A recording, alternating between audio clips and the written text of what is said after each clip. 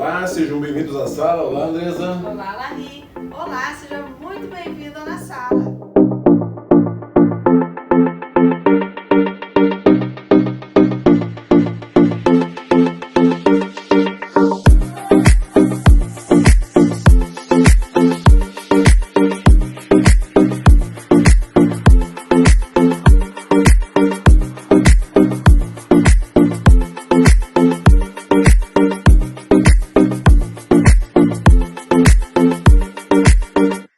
Nosso lugar de encontro, de estudo, de meditação na Palavra de Deus. E hoje nós vamos dar sequência aqui ao livro de Atos, que estamos estudando. Vamos lá. Atos dos Apóstolos. Atos dos Apóstolos. Prepare-se aí seu papel e sua caneta, né? Vamos conversando e vamos falando e aprendendo sobre a palavra de Deus. Anotem aí as suas dúvidas, tudo. Depois a gente vai tirando tudo aquilo, todas as dúvidas que vocês tiverem, né? A gente vai estar aprendendo juntos aí. É isso Amém? aí. Então, no nosso último vídeo, nós encerramos ali a segunda metade do capítulo 11, né? Onde a gente viu ali que Barnabé vai buscar a Saulo e eles vão dar início ali. Agora, Lucas vai narrar para nós aquilo que é, assim, aquilo que nós chamamos de a primeira viagem missionária. Então nós vimos como tudo ali aconteceu, nós vimos o povo preparando uma oferta, porque uma grande fome estaria por vir. O profeta trouxe isso ali para o conhecimento deles, e a igreja já se mobiliza, e antes mesmo que a necessidade ocorra, eles já enviam, preparam ofertas, e Saulo e Barnabé vão levar essa oferta até Jerusalém, para os cristãos que ali estão. E uma das coisas, eu acho que vale a pena a gente voltar, que me chamou muita atenção aqui nessa segunda metade do capítulo 11, quando Lucas relata para nós que foi pela primeira vez que aquelas pessoas, que os seguidores de Jesus foram chamados de cristãos. E aquilo me impactou muito, me impacta muito essa passagem aqui, porque é muito diferente de nós hoje, né? Hoje, às vezes, você pergunta para as pessoas, até que você não conhece, pessoa, o que você... eu sou cristão. E a gente não tem a real noção do que isso significa, né? Porque virou um título, basicamente, assim, né? Tipo, eu sou a fulana de tal lugar, eu sou cristã. Mas nesse momento aqui da história, desses primeiros cristãos aqui, isso é muito sério e deveria continuar a ser até hoje. Nós deveríamos dar muita atenção para isso, porque para aquelas pessoas, para os outros olharem para eles e dizerem assim, esses são os cristãos, é porque eles olharam para Jesus no momento, viram o que Jesus fez no momento, olha, eles estão fazendo igual. Essas pessoas se parecem com o Cristo, com aquele que chamaram de Cristo. Hoje não é muito assim, né? Exatamente. Hoje, na verdade, o Brasil ele é conhecido como um país cristão, né? Poxa, se fosse. Né? Imagina se fosse dessa forma como você está falando, né, André? Então, que o nosso coração ele esteja empenhado em buscar, né? É por isso que a gente sempre fala aqui da importância de nós buscarmos conhecimento da palavra de Deus, estamos meditando diariamente na palavra de Deus. Só dessa forma nós seremos verdadeiros cristãos, nós seremos verdadeiros seguidores de Jesus, parecidos com Jesus, imitadores de Jesus, como essas pessoas aqui. Eu entendo que esse chamado foi por isso, eles olharam e falaram, olha, eles parecem com aquele ali que chamavam de Cristo. É isso aí mesmo. Né? E hoje nós vamos entrar aqui agora no capítulo 12 do livro de Atos, e Lucas vai descrever aqui a primeira grande viagem missionária. Mas antes disso, algumas dificuldades, algumas coisas acontecem, assim como hoje em dia, não é verdade? Como se diz por aí, não é fácil a vida do crente. Sempre nós temos os percalços, sempre nós temos, mas a gente precisa entender a soberania de Deus. Deus é extremamente didático, intencional em tudo aquilo que Ele faz. Então, tudo aquilo que eu e você passamos por de dificuldades, de coisas que nos trazem aborrecimento, tristeza, seja lá o que for, tem um aprendizado de Deus para nós. E assim como teve também aqui para esse momento aqui do início da igreja. Muito Vamos bem. ler então? Vamos ler o 1 e o 2. Vou ler aqui então. Então pegue a sua Bíblia, acompanhe juntamente conosco a leitura do texto. Atos 12, verso 1. Por essa época, o rei Herodes Agripa começou a perseguir violentamente algumas pessoas da igreja. Mandou matar à espada Tiago, irmão de João. Quer falar algo aqui? Muito bem. Não, eu queria já preparar, né, Andressa, como que é interessante que esse rei Herodes aí, ele é sobrinho daquele que mandou matar o João Batista. Exatamente. Né? Que aquele que mandou matar o João Batista era filho do Herodes, aquele Herodes que mandou matar as crianças lá no princípio. Ou né? seja, esse Herodes Agripa aqui é neto, do Herodes o Grande, que mandou matar as crianças, né? Porque sabia que dali viria o rei, o Messias, quando Jesus nasceu. E sobrinho daquele que mandou matar o João Batista. Então quer dizer que ele vem na escala dos reis ali, que não gostavam muito realmente dos cristãos, né? E o interessante é que ele mandou matar a espada o Tiago, né? Agora, quem que é esse Tiago? Eu queria fazer uma explanação para que nós pudéssemos entender, todos aqueles que estão nos escutando, estão nos vendo, nós vamos ter que entender um pouco aí a soberania de Deus nesse caso, sabe, André? Esse Tiago, né? Esse Tiago, que é irmão de João, é aquele filho de Zebedeu, certo? Cuja sua mãe, vocês lembram que a mãe dele veio perguntar para Jesus, veio pedir para Jesus para colocar os filhos dele, um cada lado dele. Olha como que é interessante, né? Então, mas é mais interessante ainda que não tem detalhes sobre a morte dele. É simplesmente que o Herodes pegou e mandou matar a fio da espada. Pronto. Cortou-lhe a cabeça. Fio da espada significa cortar a cabeça, certo? Só para que a gente possa entender. Mas eu estou salientando um pouquinho sobre isso, Andresa, para que a gente possa entender agora na sequência o que significa isso, né? Porque Jesus, inclusive, respondeu para a mãe dele, né? Para a mãe deles, né? Que não cabia a ele, que cabia ao pai resolver quem iria sentar aqui, ali ou qualquer dessas formas. Mas ele falou, né? Que de fato eles iam beber o cálice. Tá? Então quer dizer que ele mostrou que isso iria acontecer com eles. Sim. Iria acontecer com eles. Então só para nós entendermos, né, Andressa, assim no princípio, do que é e quem são eles e como significa, porque a importância, né? Esse João, esse Tiago, perdão, ele era um daqueles dos três que estavam sempre com Jesus. Os mais íntimos, os mais né? íntimos, de Jesus, né? Pedro, Tiago e João. Então, e a gente vê esse detalhe que simplesmente manda matar, matou e acabou, né? Então agora vamos dar sequência do texto para a gente poder entender algumas coisas, e eu queria conversar com todos vocês sobre uma coisa muito importante que tem atingido a igreja, tem atingido nossos irmãos, tem nos atingido, e a gente não sabe, fica assim perguntando, mas Senhor, por que acontecem essas coisas? Eu vou ler o verso 3 aqui para a gente poder explicar mais um pouquinho sobre essa questão aqui. Quando Herodes viu o quanto isso agradava os judeus, também prendeu Pedro durante a celebração da festa dos pães sem fermento. Olha só que interessante, né? Quando Herodes viu que isso agradava aos judeus.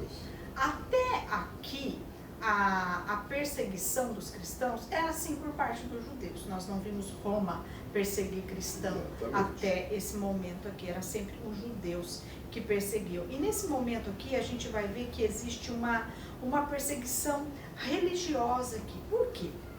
Porque uma perseguição política, aqui. Porque esse Herodes, o Agripa, ele no ano 41, no reinado do imperador Cláudio, ele acaba se tornando como um senador ali. Ele acaba por relacionamentos de amizade com o imperador que antecedeu a Cláudio, ele consegue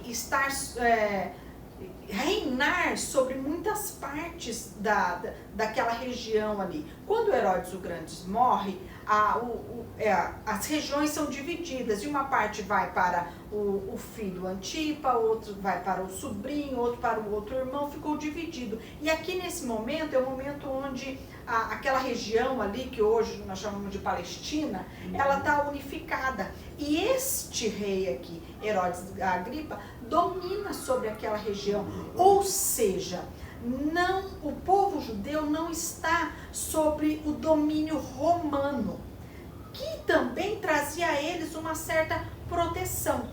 Nesse momento, Herodes Agripa é quem determina o que vai acontecer ali, né? E isso deveria ser algo bom, né? Porque eles queriam tanto não estar sobre a tirania de Roma, mas nesse momento, enquanto eles têm um único rei, toda a região de Israel ali, o Israel desse momento aqui, né, na história, eles estão sobre o domínio de um único rei, que é um judeu. Isso não acontece, né?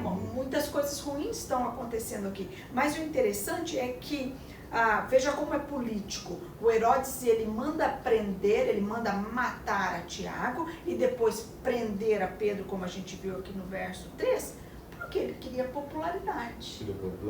Né? Ele precisava, porque aquilo, ele viu que o matar Tiago, aquilo, os judeus ficaram felizes com aquilo, né? Porque eles estavam matando aqueles que eram os líderes da igreja, né? A gente viu o martírio de Estevão ali no começo do livro de Atos, e agora esse é o primeiro martírio de um apóstolo, Tiago, que aliás é o único que o texto bíblico vai nos relatar como foi a sua morte. Os demais apóstolos, a Bíblia não nos diz como eles morreram. A gente conhece o que a história nos conta, né? De Pedro ter sido crucificado de cabeça para baixo. Paulo chega até ali ao momento onde ele vai morrer, mas o texto bíblico não fala pra gente de que forma ele morreu. A história diz que ele foi decapitado, assim como Tiago, mas a Bíblia mesmo não nos conta isso, a história vai nos contar.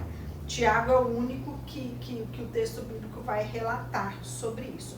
Mas o que a gente precisa entender, então, que é sim uma perseguição política, mais do que religiosa. Herodes Agripa não está preocupado com a religião, não está preocupado com a lei judaica estar sendo modificada, alterada, as pessoas estarem fazendo o contrário ao que o Sinédrio quer. Não, ele quer um reconhecimento político nesse momento, né? Exatamente.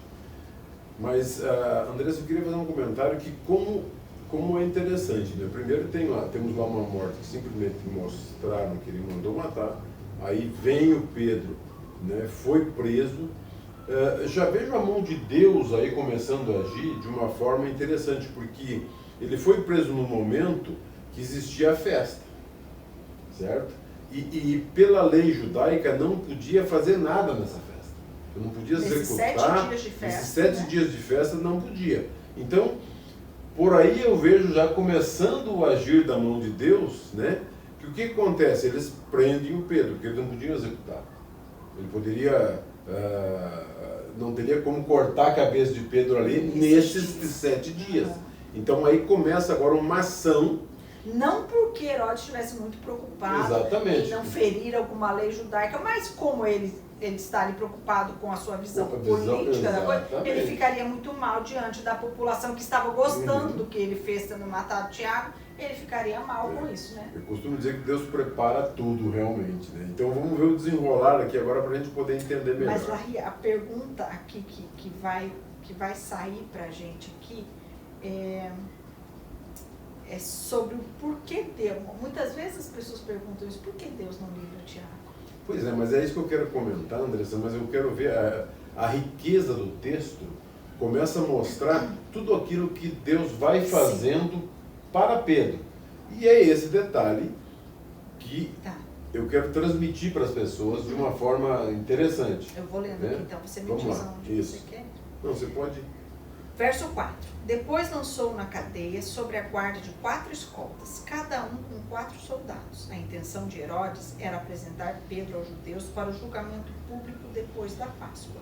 Enquanto Pedro estava no cárcere, a igreja orava fervorosamente por ele.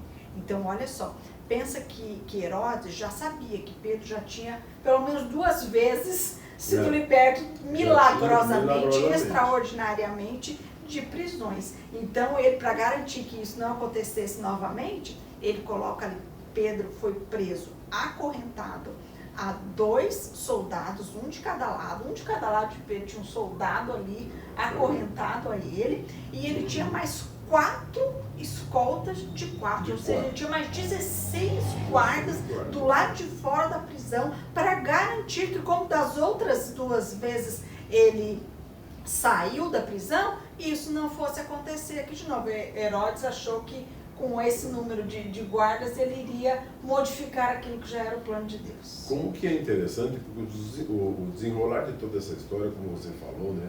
Por que Deus não livrou, né, o Tiago? As pessoas falam isso, as pessoas pedem para nós muitas vezes, né? Poxa, mas por que o fulano morreu, né, tão jovem, isso, aquilo e tal, e a gente não tem uma resposta, né? Eu vejo nessa passagem, Andressa, eu vejo a total soberania de Deus, né? Na verdade, Tiago foi para como mestre. Nós temos que entender isso, né? A vantagem quem levou, na verdade, foi Tiago, né? Nós, como cristãos, nós temos que ver esse lado, né? Na verdade, a vantagem toda foi do Tiago, né? Já Pedro começa toda uma sequência de um preparo e de um cuidado de Deus, mandando um livramento dele milagroso, que nós vamos ver aqui para frente, né? Uma coisa assim, fora dos padrões realmente, né?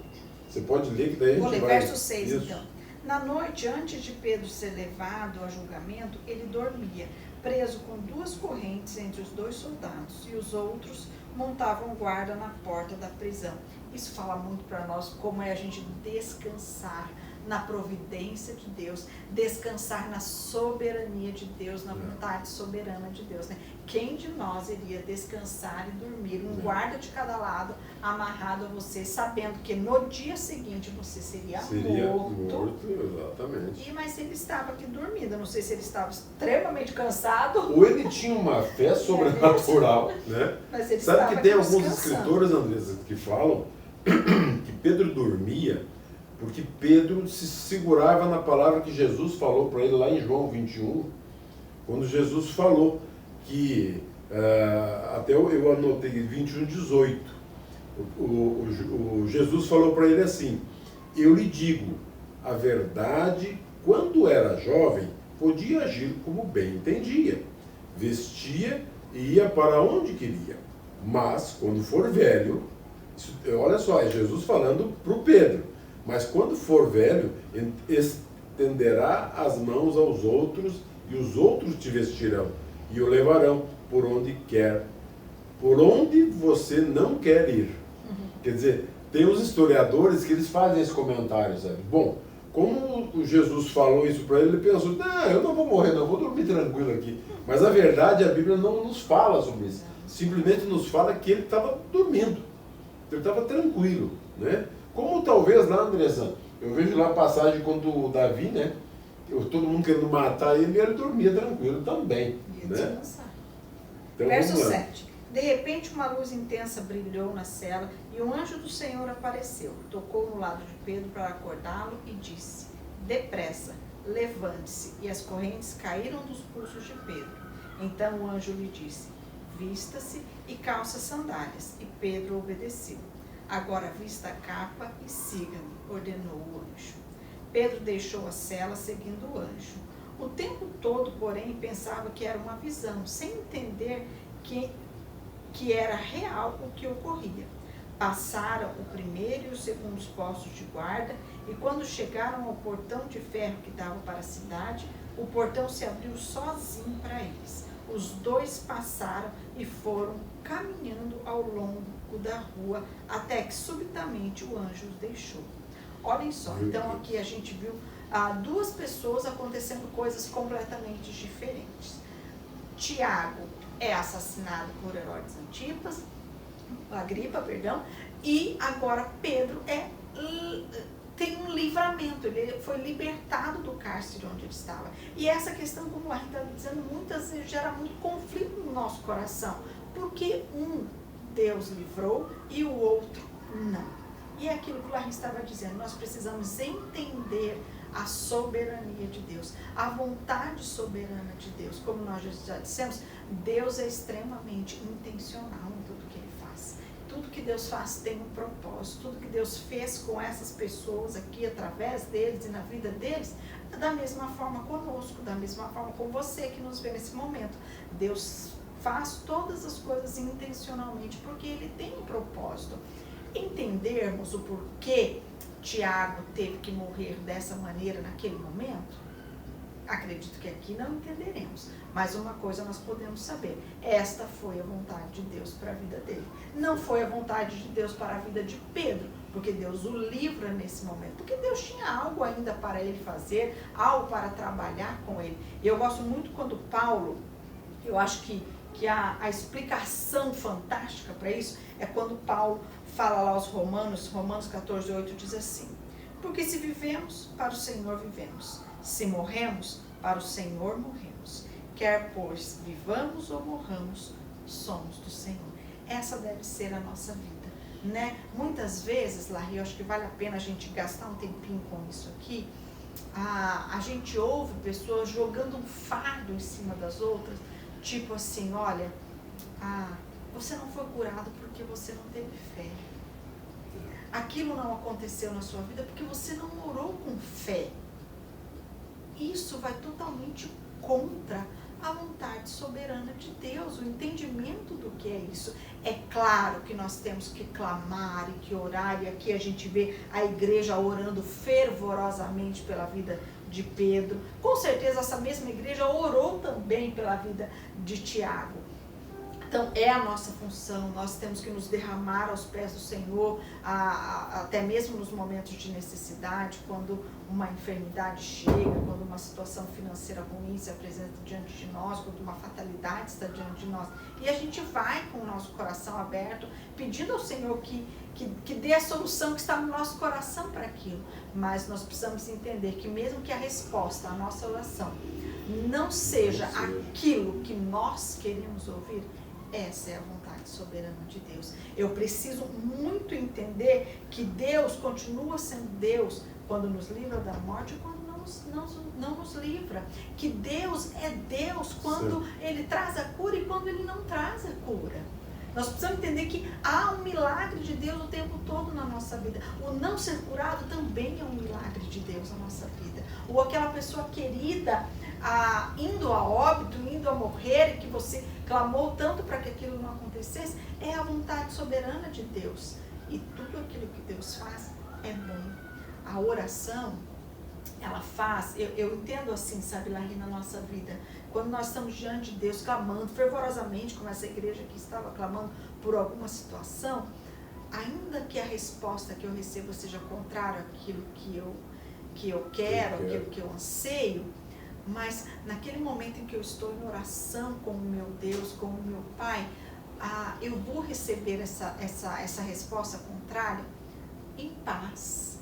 A maneira como a gente recebe aquilo que não é confortável para a gente, né? Nem sempre tudo que vai acontecer na nossa vida é aquilo que nós, eu queria tanto que fosse assim, mas na oração o Senhor vai alinhando a minha vontade com a vontade dele, ainda que seja triste, ainda que por um momento eu fique triste, ainda que seja uma coisa que me traga um desconforto, mas o meu coração está em paz, porque ainda que eu esteja numa situação desconfortável, ruim, triste, com a minha alma abalada, amargurada, angustiada, eu sei que o meu Redentor vive. Eu sei que Deus é soberano e que tudo que Ele faz é bom e que há um propósito em todas essas coisas. Então é nisso que nós, cristãos, aqueles parecidos com Jesus, devemos nos apegar, assim como Jesus no Getsemane. A sua alma estava angustiada de uma maneira que eu e você nunca mais, nunca provaremos, porque ele sabia que daria poucas horas ele estaria separado do Pai. Ele provaria do cálice que eu e você, glória a Deus, nunca precisaremos provar, que é o cálice da ira de Deus. E aquilo trouxe tremenda angústia, mas ao mesmo tempo o seu coração teve paz e ele pôde dizer, contudo, seja feita a sua vontade. E ele completou aquilo que ele veio para fazer. Ele consumou o que ele veio para fazer. Assim deve ser a nossa vida também. Assim deve ser a nossa vida. Mas tu vê, né, Andressa, após uma situação que ele mesmo, Pedro, tinha, se não presenciou, ele ouviu, né, tudo que tinha acontecido com um dos apóstolos, vamos dizer assim, começa a desenrolar uma história e com detalhes. Pedro dormindo, Pedro caindo as amarras, caindo, né? Pedro, o anjo mandando ele colocar sandálias. Olha só que todo o processo, que coisa linda. Ó, se veste agora, né? Põe a tua capa aí, né? E siga-me. Aí vai saindo. O Pedro seguramente sabia de toda aquela guarnição que tinha ali para não permitir que ele fugisse, né? Aí passou para o primeiro grupo de guardas, passou para o segundo, quando chegou na porta, Andrés, a porta se abriu. Eu fiquei pensando assim, né? Deve ser dali que inventaram essas portas automáticas, sabe? Chegou ali, aquela porta se abriu sozinha, aquele portão pesado de ferro se abriu, e ele só foi se dar por conta de tudo isso lá fora, que ele entendeu o que estava acontecendo. Então, olha só, os detalhes de Deus para a vida dos cristãos. Porque tudo isso, e agora o que vai acontecer na frente, é para que a gente possa entender que Deus prepara e Deus cuida dos mínimos detalhes. Ele cuida dos mínimos detalhes que nós nem imaginamos. Tu imagina só se caísse as correntes, saía correndo nu de lá. Mas não, todos os detalhes, veste a sandália, veste essa capa, vem, né? Eu até estava lendo sobre isso. Quando eles iam dormir, olha só como que é interessante. Eles pegavam essas capas que eles, né, sempre colocavam por cima, tipo um pala, alguma coisa assim, né? Depois amarravam. Eles tiravam sempre. Era comum eles tirarem e deitarem em cima de um capim e colocar essa capa como uma coberta, por exemplo, por cima. O anjo fez todo o detalhezinho com ele. Quer dizer, olha só que coisa linda Deus preparando para aqueles que vão ouvir o que ele vai falar logo na frente. Entendeu, Andresa? Vamos lá, só para nós entendermos um pouquinho mais. Vou ler o 11 aqui. Por fim, Pedro caiu em si. É verdade mesmo, disse ele. O Senhor enviou o seu anjo para me salvar daquilo que Herodes e os judeus planejavam me fazer. Meu Deus. Então Pedro entendeu, né, aquilo que ele não estava vendo, se era um sonho, se era uma visão que ele estava tendo. Agora ele conclui que é uma realidade de estar assim fora da prisão. O Senhor o libertou mais uma vez milagrosamente. Eu queria que vocês parassem para pensar sobre isso assim. Quantas vezes Deus livrou vocês que milagrosamente vocês foram saber depois que Deus teria livrado vocês? Eu fiquei pensando, sabe, e analisando várias coisas que Deus já fez na minha vida, Andressa. E eu estava lembrando, parem vocês e pensem sobre isso. Pensem de uma coisa que Deus livrou vocês e que depois vocês dizem, se Deus não tivesse feito isso, se não tivesse feito aquilo, teria acontecido isso ou aquilo, né? Eu me lembro uma vez, gente, eu estava numa viagem na Itália, não sei se você vai lembrar, Andresa. Estava numa viagem na Itália e a gente estava indo para umas fazendas lá. E numa autopista começou a dar um entroncamento assim, os carros parando todos de repente, e veio um carro em alta velocidade e bateu atrás de nós. Eu estava atrás. Mas assim, destruiu a traseira do carro, né? Tá, tudo bem, passeando e tal, passeando, né? Estava trabalhando, né?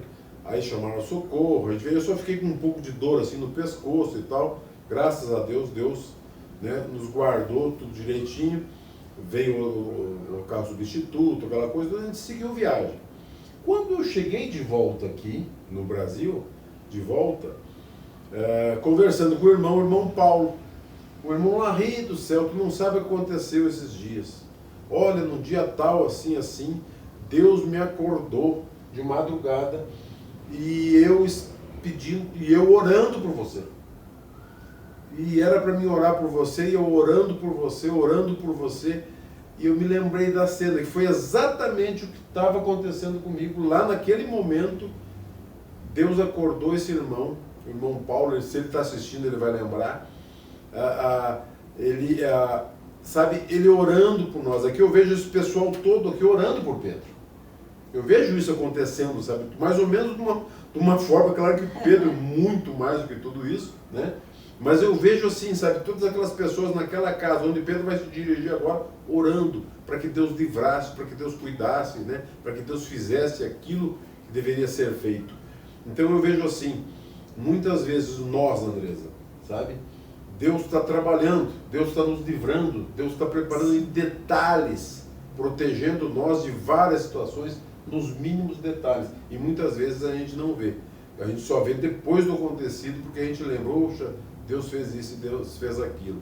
Então, como é interessante esse tipo de coisa acontecer, como aconteceu aqui com o nosso irmão Paulo, né?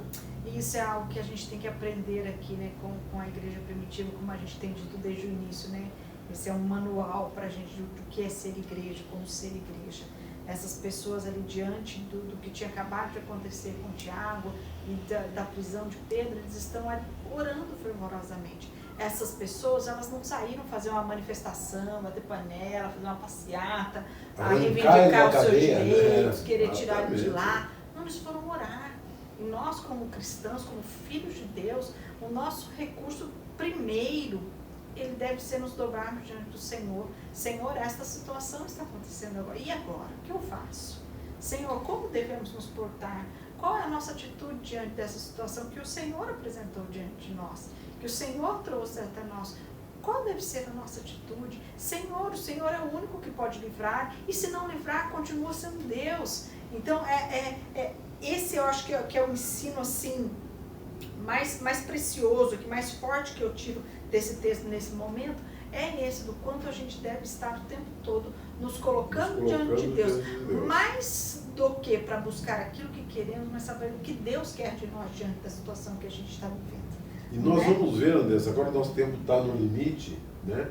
Nós vamos ver a semana que vem exatamente isso. Quanto fervorosamente eles oravam, e como disse você, né, não buscaram pessoas para ir lá te retirar o Pedro, para salvar o Pedro, ou coisa parecida, mas colocaram o Pedro nas mãos do Senhor. Nem buscaram outros recursos e nem se sentiram desanimados por conta da morte de Tiago.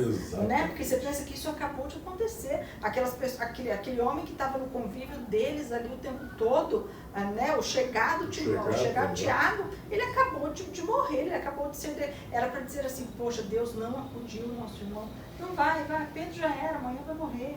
Né? Não, eu vou continuar ali, porque se Deus tem um propósito com Pedro, ele vai continuar. E sem dúvida nenhuma. Então se preparem que na semana que vem nós vamos falar sobre isso. Amém, Andresa? Amém. Então tá, gente, vamos orar. Eu gostaria de orar por vocês. Feche seus olhos. Eu quero agradecer, Pai querido Deus. Pai, eu quero te agradecer por esse momento, pelo privilégio que o Senhor nos dá de podermos estar aqui falando, aprendendo e conhecendo mais sobre a Tua Palavra. Aquilo que o Senhor fez lá pelo Pedro, Pai querido. Nós sabemos, Pai querido, com as Tuas mãos, com a Tua direção, nos mínimos detalhes, o Senhor cuidou de Pedro. Por isso nós te damos graças, Pai querido, porque estamos aqui na Sua presença. Nós pedimos a Tua bênção, a Tua direção, que o Senhor seja com cada um que está ouvindo e escutando, Pai, aquilo que o Senhor tem para nós. Nós te damos graças, pedimos a Tua bênção no nome de Jesus. Amém. Amém, Andresa? Amém. Vem para a sala. Te esperamos aqui na semana que vem. Vem para a sala.